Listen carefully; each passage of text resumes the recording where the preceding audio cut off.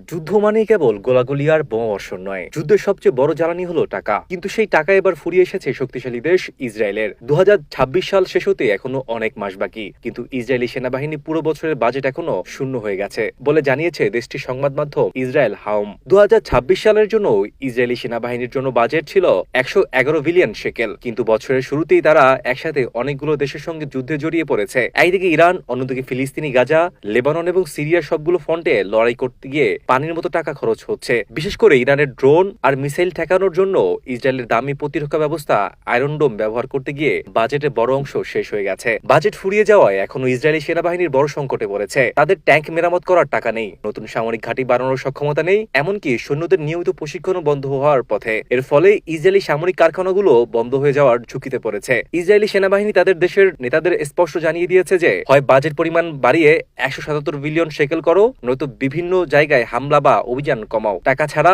এই বিশেষ যুদ্ধ আর চালানো সম্ভব নয়। এই পরিস্থিতি নিয়ে প্রধানমন্ত্রী বেনিয়ামিন নেতানিয়াহু এবং সেনাবাহিনীর মধ্যে এক তীব্র টানাপোড়েন শুরু হয়েছে। প্রধানমন্ত্রী এই অর্থ সংকট দূর করতে খুব শীঘ্রই একটি জরুরি বৈঠক ডাকতে পারেন, কারণ একদিকে ইরানের সাথে উত্তেজনা বাড়ছে, অন্যদিকে পকেটে টাকা না থাকায় পুরো পরিকল্পনা ভেস্তে যেতে বসেছে।